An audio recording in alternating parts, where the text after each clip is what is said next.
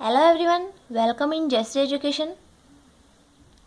Last video में हमने property के बारे में पढ़ा था, कंपोजिट फंक्शंस की प्रॉपर्टीज़ के बारे में। उनमें से हमने 3 थ्योरम की थी।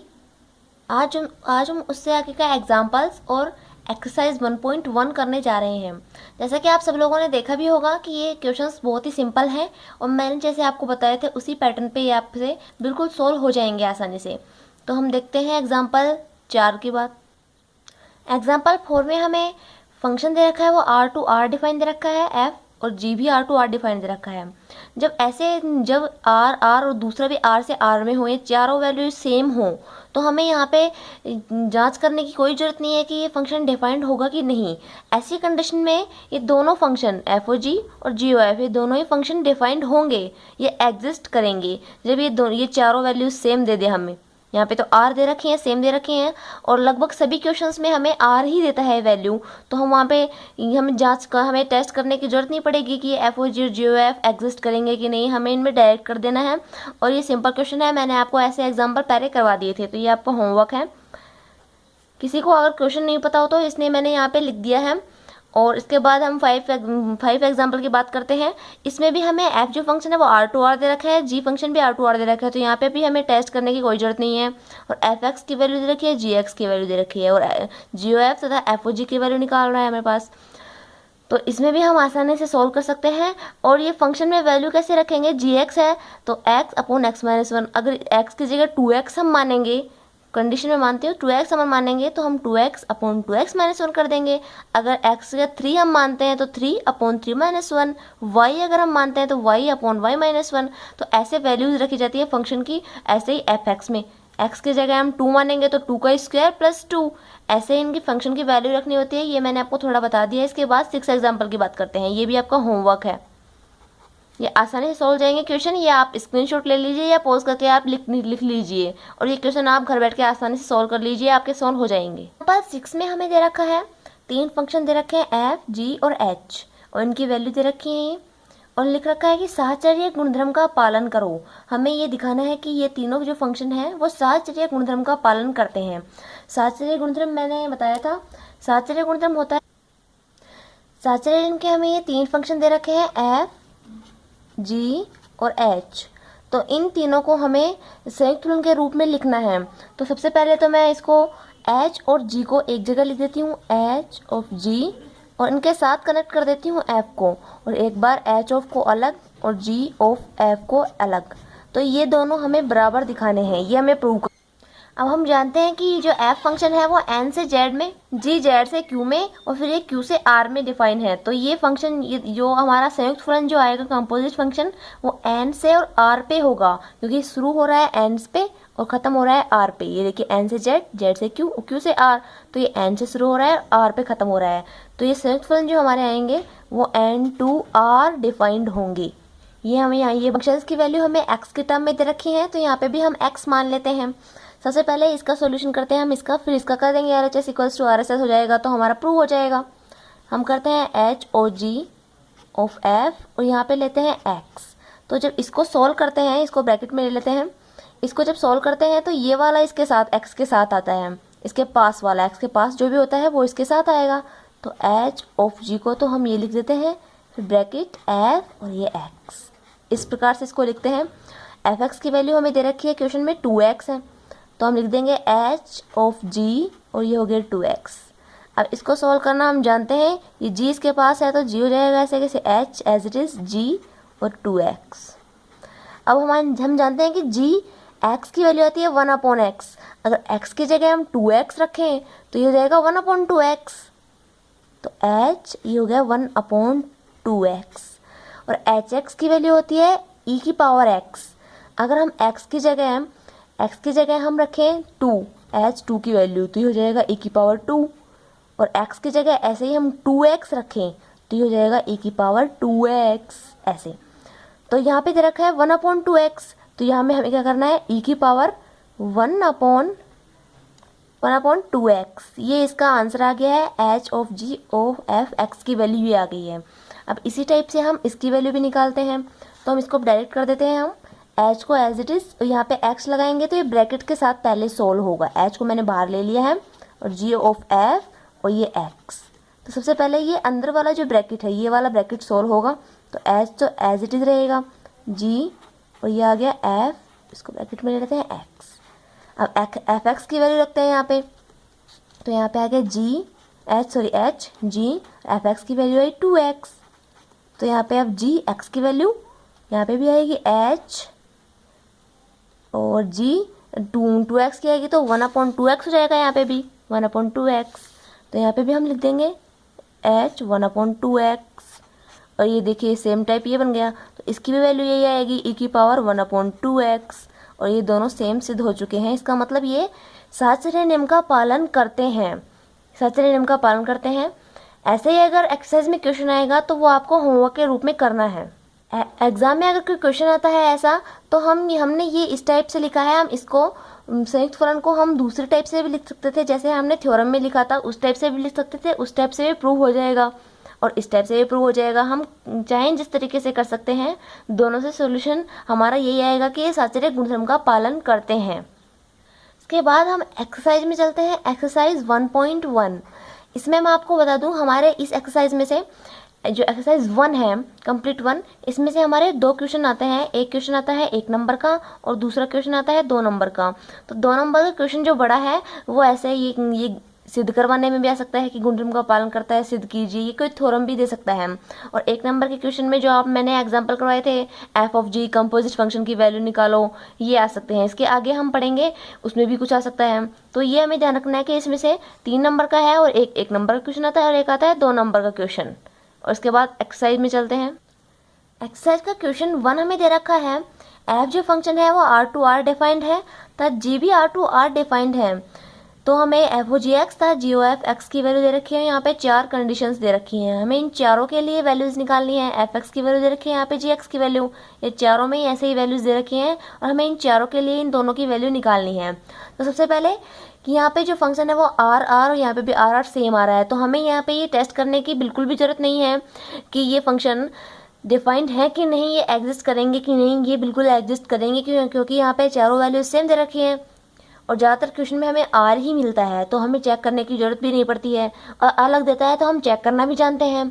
तो ये हमारा होमवर्क है। मैंने ऐसे आपके क्वेश्चन बहुत सारे करवा रखे हैं, ये आपका होमवर्क है। आपके पास से क्वेश्चन नहीं हो तो मैं आपको प्रैक्टिस के लिए ये लिख के दे रही हूँ, इसलिए ये आप अच्छे से कर लीजिएगा। और कोई क्वेश्चन नहीं आए तो आप कमेंट सेक्शन में ज़रूर लिखिएगा। इसके बाद क्वेश्चन नंबर 2 दे रखा है, ये क्वेश्चन बहुत ही इंपॉर्टेंट है।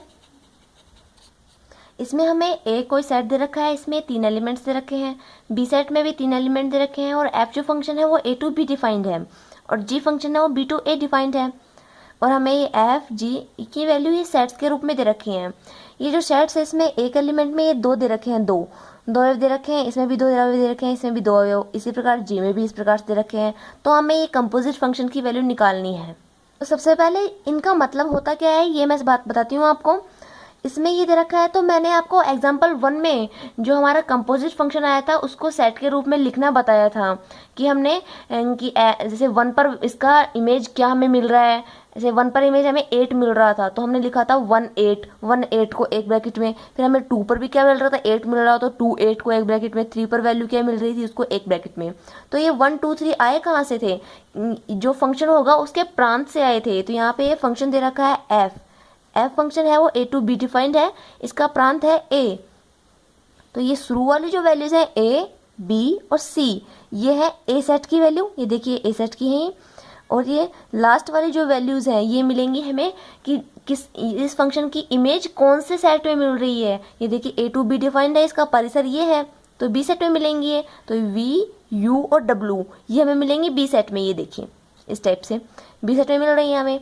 और इसी टाइप से और इमेज का मैंने मतलब आपको बताया था कि ए है, ए जो एलिमेंट है, ए मान लीजिए ए सेट है, ये ए सेट में ए बी और सी ये 3 एलिमेंट हैं और बी सेट में है यू वी और डब्ल्यू और ये फंक्शन है एफ। ए टू बी में एफ ही फंक्शन डिफाइंड है। तो हमें ए की इमेज मिलेगी जो उसे बोलते हैं हम एफ ए। और ए की इमेज क्या मिल रही है, हमें यू मिल रही है, ए से बी कनेक्ट है तो हमें मिलेंगे एफ ए की वैल्यू यू। इस टाइप से हमें ये सभी वैल्यूज़ निकालनी है। तो यहाँ से हम बिना इस डायग्राम बनाए भी हम लिख सकते हैं। ये देखिए एफ ए की वैल्यू तो यू आएगी, एफ बी की वैल्यू एफ ए की वैल्यू वी आएगी, यहाँ पे वी है, यहाँ पे यू है। एफ ए की वैल्यू वी आएगी, एफ बी की वैल्यू यू और एफ सी की वैल्यू डब्ल्यू।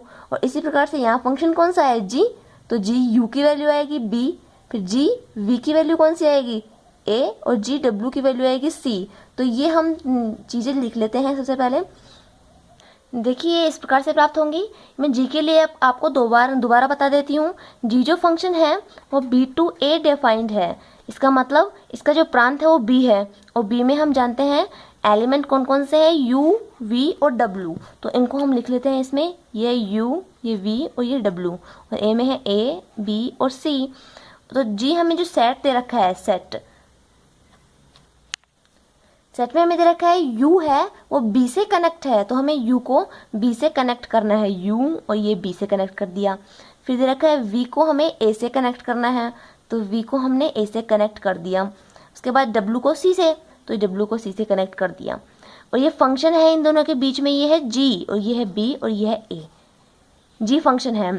तो ये प्रांत में जो होते हैं उनके हमें इमेज मिलते हैं किसमें, ए सेट में। तो इसको हम लिख सकते हैं जी और यू का इमेज हमें क्या मिला, यू का इमेज हमें मिला, यू किससे कनेक्ट है बी से, तो जी यू की वैल्यू आएगी बी। अब देखते हैं जी वी की वैल्यू, वी का इमेज हमें क्या मिल रहा है, वी का इमेज मिल रहा है ए, क्योंकि वी है वो ए से ही कनेक्ट है। इसी टाइप से जी डब्ल्यू की वैल्यू हमें मिल रही है सी, और यही तीनों तो हमने यहाँ पे लिखे हैं, ये देखिए। इसी तरह से हम एफ के लिए भी सॉल्व कर सकते हैं। ये बहुत ही आसान है और ये इंपॉर्टेंट क्वेश्चन भी है, क्योंकि इसमें अलग थोड़ा हट के मेथड काम में आया है। तो ये वैल्यूज हमें फाइंड आउट हो गई हैं। तो इसके बाद हम एफ ओ जी एक्स और जी ओ एफ की वैल्यू निकाल सकते हैं। ये देखिए एफ ओ जी, इसके लिए हम यहाँ पे लास्ट में जी, तो हमें देखना है कि जी जो फंक्शन है उसका प्रांत क्या है। जी फंक्शन का प्रांत है बी, तो हमें बी के जो एलिमेंट हैं उनके लिए सॉल्व करना है, यू वी और डब्ल्यू के लिए सॉल्व करेंगे। अगर यहाँ पे आता जी ओ एफ आता तो एफ का जो प्रांत है उसके लिए सोल्व करते हैं। एफ का प्रांत है ए, तो ए के जो एलिमेंट है उन तीनों के लिए सोल्व करते हैं। लेकिन यहाँ पे जी आ रहा है तो हम जी के लिए सोल्व करेंगे, जी मतलब बी, तो यू के लिए सोल्व करेंगे। तो इसके लिए सकते हैं एफ जी यू, और जी यू की वैल्यू हमने निकाल ली है ये बी, तो सकते हैं एफ बी, और एफ बी की वैल्यू भी हमने निकाल ली है, ये देखिए यू, तो ये आ गया यू इसका आंसर। इसी टाइप से हम यू के लिए, वी के लिए, डब्ल्यू के लिए निकालेंगे, और उसके बाद हमें जी ओ एफ की वैल्यू भी निकालनी है। ये हमारा होमवर्क है, इसके आगे ये हमें खुद से करना है, और इसके आगे कोई आपको प्रॉब्लम हो तो वो आपको कमेंट सेक्शन में लिख देनी है। नेक्स्ट क्वेश्चन नंबर 3 है। इसमें एफ और आर जो फंक्शन है, एफ और जी ये इनमें भी चारों वैल्यूज ही सेम दे रखी हैं, तो इसमें भी हमें चेक करने की ज़रूरत नहीं है। और एफ एक्स और जी एक्स की वैल्यूज़ दे रखी हैं, तो हमें जी ओ एफ तथा एफ और जी एक्स की वैल्यू निकालनी है। उसके आगे लिखा हुआ है क्वेश्चन में कि या ये तुल्य फलन है। इसका मतलब ये है कि क्या ये इक्वल फंक्शन है कि नहीं। तो हम जब इन दोनों की वैल्यूज़ निकालेंगे तब देख लेंगे कि इनकी वैल्यूज सेम आ रही है कि नहीं। अगर सेम आ रही है तो ये तुल्य फलन है, अगर सेम नहीं आ रही है तो तुल्य फलन नहीं है। इसके बाद क्वेश्चन नंबर 4 में ये आपका होमवर्क है। क्वेश्चन नंबर 4 में हमें दे रखी है, दो फंक्शन दे रखे हैं और ये वैल्यूज दे रखी हैं, तो हमें एफ ओ जी एक्स और जी ओ एफ एक्स की वैल्यू ज्ञात करनी है। ये तो हमारा होमवर्क है। लेकिन इसके आगे इसमें एक और क्वेश्चन दे रखा है कि जी ओ जी 1 की वैल्यू फाइंड आउट करो। तो ये मैं आपको बता देती हूँ। आंसर में हम जी ओ जी 1 की जब वैल्यू फाइंड आउट करेंगे तो इसको लिखेंगे जी, ये इधर वाला जी ऐसे कैसे आ गया, ब्रैकेट जी और 1। अब हमें जी1 की वैल्यू इस क्वेश्चन में नहीं दे रखी है, लेकिन जी एक्स की वैल्यू दे रखी है, तो हम एक्स की जगह 1 रखते हैं और जी1 की वैल्यू निकालते हैं। तो ये देखिए जी एक्स की वैल्यू में दे रखी है 1/3 और एक्स -4। तो हम जब एक्स की जगह 1 रखते हैं तो ये आ गया 1/3, 1 - 4, तो इसका आंसर आया -3/3, तो ये -1 हो गया। अब जी1 की जगह हमें रखना है -1, तो ये हो गया जी, ये -1। अब हमें ऐसे ही जी -1 की वैल्यू भी चाहिएगी, तो हम -1 की वैल्यू निकालते हैं हम जी -1 की, तो ये आती है। एक्स की जगह हम लिख देंगे -1, -1 लिखेंगे तो 1/3, -1 और -4, यह आया -5/3। अब जी -1 की वैल्यू हमारे पास आ गई -5/3। ये हमने अलग सोल्व किया है, इसको भी अलग सोल्व किया। तो जो वैल्यूज हमें नहीं दे रखी है वो x की जगह मान के हम सोल्व कर सकते हैं इस टाइप से। ये आपका होमवर्क है, इसके आगे ये भी आपको करना है। नेक्स्ट क्वेश्चन नंबर 5 ये है कि एफ जी एस तीनों function R to R defined है। तो हमें यहाँ पे चेक करने की जरूरत नहीं है, तीनों ही function R to R defined है और एफ एक्स जी एक्स और एच एक्स की वैल्यू हमें दे रखी है और इसकी वैल्यू हमें फाइंड आउट करवा रहा है। तो हम इसको लिख सकते हैं एच ओ जी ओ एफ अंडर रूट 2 पाई। ये हमें लिखना है। तो सबसे पहले अंडर रूट 2 पाई के पास आ रहा है ये वाला ब्रैकेट, तो इसके लिए सोल्व होगा एच तो ऐसे कैसे बाहर, जी ऑफ एफ ये आ गया अंडर रूट 2 पाई। अब इसको जब आगे सॉल्व करते हैं तो H G as it is हो गया और इसके बाद लिखते हैं हम एफ अंडर रूट 2 पाई ये। अब एफ अंडर रूट 2 पाई की वैल्यू हमें निकालनी है। हम जानते हैं कि एफ एक्स की जगह तो हमें दे रखा है X square, F X equals to होता है एक्स स्क्वायर। तो एफ की जगह जब हम अंडर रूट 2 पाई रखेंगे तो ये अंडर रूट 2 पाई का भी स्क्वायर कर देगा और स्क्वायर अंडर रूट हट जाएंगे तो इससे आंसर आया 2 पाई। तो एफ अंडर 2 पाई का आंसर आया 2 पाई। तो इसकी जगह हम लिख देते हैं एच जी और ये आ गया 2 पाई। अब जी 2 पाई की वैल्यू हमें चाहिए और जी एक्स की जगह हमें दे रखा है कोस एक्स और जी 2 पाई की जगह हमें क्या करना होगा कोस और एक्स की जगह 2 पाई है तो 2 पाई आ जाएगा एज इट इज़। ये फंक्शन की वैल्यू रखना हमें आ जाना चाहिए, ये बहुत ही प्रैक्टिस करने से बहुत ही आसान हो जाता है। तो हम जी 2 पाई की जगह रख देंगे कोस 2 पाई, तो ये आ गया एच ये कोस 2 पाई ये हमें मिल गया। इसके बाद एच और कोस 2 पाई की वैल्यू हमें चाहिए और हम जानते हैं कि एच एक्स की वैल्यू जो हमें क्वेश्चन में दे रखी है वो दे रखी है 2x + 3। तो अगर एच और एक्स की जगह हो कोस 2 पाई तो हम क्या करेंगे 2 ऐसे के ऐसे, यहाँ पे x था इसलिए x कर दिया, यहाँ पे कोस 2 पाई है तो यहाँ पे कोस 2 पाई कर देंगे 2 पाई + 3। तो यहाँ पे भी ये लिख देंगे सेम 2 कोस 2 पाई + 3।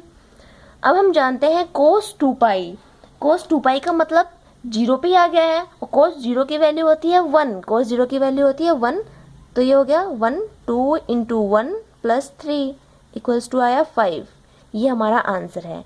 इसके बाद क्वेश्चन जो 6 और 7 है एक्सरसाइज के वो मैं आपको दिखा रही हूँ ताकि आपके पास बुक्स नहीं हो या आपके पास क्वेश्चंस नहीं हो तो आप इनमें से लिख के कर सकें और आप मेहनत कर सकें। क्वेश्चन 6 और 7 है, ये आप नोट कर लीजिए या स्क्रीनशॉट लेकर आप आसानी से सॉल्व कीजिएगा, ये आसानी से सॉल्व हो जाएंगे। इसके बाद हम पढ़ते हैं प्रतिलोम फलन। प्रतिलोम फलन की बात करने से पहले हम बात मानते हैं कि कोई फंक्शन है वो f है, वो a to b डिफाइंड है। जो f जो फंक्शन है वो प्रतिलोम फलन कब होगा, f है वो प्रतिलोम फलन तभी होगा जब जो f ये हमें दे रखा है फलन ये एक एकी के साथ साथ आच्छादक भी हो, एकी के साथ साथ आच्छादक भी हो, तभी ये फलन प्रतिलोम फलन भी होगा। लेकिन सबसे पहले ही कंडीशन ये है कि एक ही होना चाहिए, इसके बाद ये आच्छादक भी होना चाहिए तभी ये प्रतिलोम फलन होगा, अदरवाइज नहीं होगा ये f। तो ये f है, हमने माना कि a to b में डिफाइंड है, f a to b में डिफाइंड है। तो इसका जो प्रतिलोम फलन आएगा, प्रतिलोम फलन, उसे हम डिनोट करते हैं f इनवर्स से, f इनवर्स से। और वो कहाँ से कहाँ परिभाषित होगा, ये a से b में था तो वो उल्टा हो जाएगा, वो b से a में परिभाषित हो जाएगा। और मान लीजिए हम किसी x जो एलिमेंट है उसका जो x का जो इमेज निकालते हैं वो मान लीजिए y निकालते हैं, तो प्रतिलोम या इन्वर्स फंक्शन में क्या करेंगे, x = f inverse y, f inverse y = x होगा। प्रतिलोम फलन की यही बातें होती हैं जो हमें ध्यान रखने की होती हैं। और जो f जो फलन है उसका प्रांत है a, तो ये f इनवर्स मतलब प्रतिलोम फलन का ये परिसर होगा और f का जो परिसर है b वो प्रतिलोम फलन का प्रांत होगा। तो f का परिसर और f इनवर्स का प्रांत और f का जो प्रांत होगा वो इसका परिसर होगा। इसमें उल्टा केस होता है, जो f का परिसर होता है वो f इनवर्स का प्रांत होता है। तो ये केस में रखते हैं। इसके बाद एक थ्योरम करते हैं प्रतिलोम फलन की। थ्योरम ये है, थ्योरम का स्टेटमेंट ये है कि एक एकेकी आच्छादक फलन का प्रतिलोम है वो अद्वितीय होता है। अद्वितीय का मतलब है यूनिक, उसके जैसा कोई भी नहीं होना चाहिए। तो हम सबसे पहले एक फंक्शन मान लेते हैं, फंक्शन a to b। ये हमने कोई फंक्शन मान लिया है। अब हमें दिखाना है कि इसका जो प्रतिलोम आएगा एफ इनवर्स, जो इसका प्रतिलोम है वो अद्वितीय होना चाहिए, वो एक ही होना चाहिए। तो हम सबसे पहले मान लेते हैं कि इसके जो प्रतिलोम है वो दो हैं, दो प्रतिलोम मान लेते हैं। और आगे जाके हम जब इसको सोल्व करेंगे तो हमारी जो मान्यता है वो गलत साबित हो जाएगी। तो फिर हम बोल देंगे कि एक आच्छादक फलन का प्रतिलोम है वो अद्वितीय ही होता है। ये देखिए हमने एफ है वो ए से बी में डिफाइंड एक कोई फंक्शन मान लिया है। अब हम मानते हैं कि एक्स जो एलिमेंट है वो ए में बिलोंग करता है और वाई जो एलिमेंट है वो बी में बिलोंग करता है। और हम मान लेते हैं कि जी और एच एफ के प्रतिलोम है। प्रतिलोम का मतलब ये एफ इनवर्स के इक्वल है, क्योंकि एफ का प्रतिलोम तो एफ इनवर्स ही होता है। और हमने यहाँ पे माना है जी और एच। तो एफ जो फंक्शन है वो ए से बी में डिफाइंड है और एफ इनवर्स बी से ए में डिफाइंड होता है। इसका मतलब जी जो फंक्शन है वो भी बी से ए में डिफाइंड होगा अगर प्रतिलोम है तो, क्योंकि एफ है जो ए से बी में है।